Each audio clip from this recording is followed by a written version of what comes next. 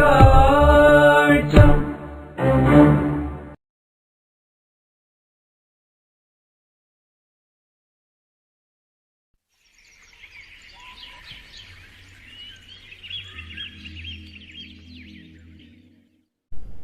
ഈ ഭൂമിയെ സംരക്ഷിക്കാൻ, വരും തലമുറയ്ക്ക് ഈ പച്ചപ്പും ഹരിതാഭയും തിരികെ നൽകാൻ, നമ്മുടെ അന്തരീക്ഷ മലിനീകരണം കുറയ്ക്കുക വഴി നമുക്കുണ്ടാകുന്ന പാരിസ്ഥിതിക പ്രശ്നങ്ങൾക്ക് ഒരു പരിഹാരം കാണാൻ കാർബൺ ന്യൂട്രൽ മീനങ്ങാടി.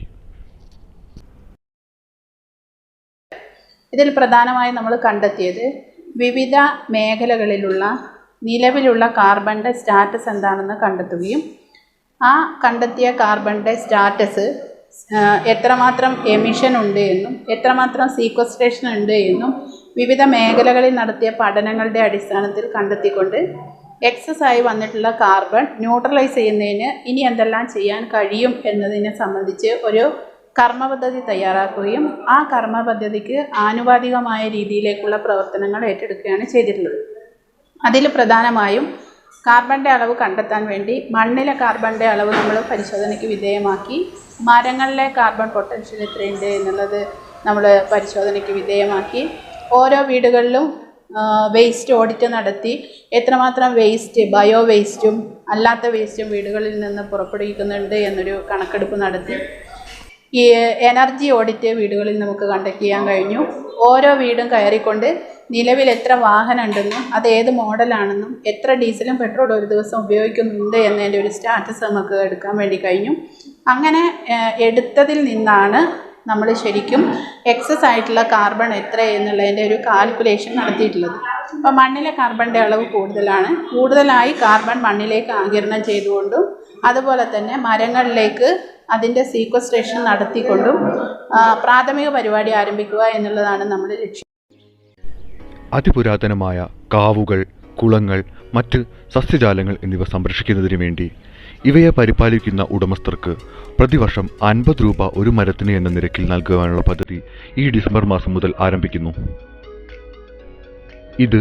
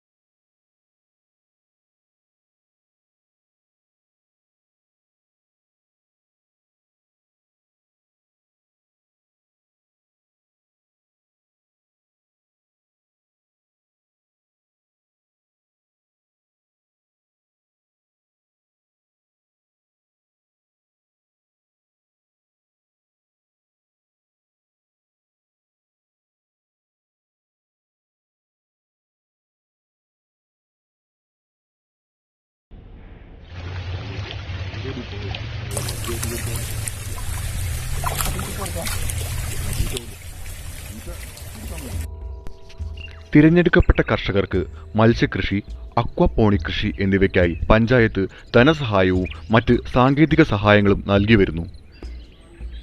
ഇവിടെ ഉൽപ്പാദിപ്പിക്കുന്ന പച്ചക്കറികൾ അതാത് പ്രദേശങ്ങളിൽ വിൽക്കുക വഴി കർഷകർക്ക് വരുമാനവും ജനങ്ങൾക്ക് ആരോഗ്യദായകമായ ഭക്ഷണവും ലഭിക്കുന്നു.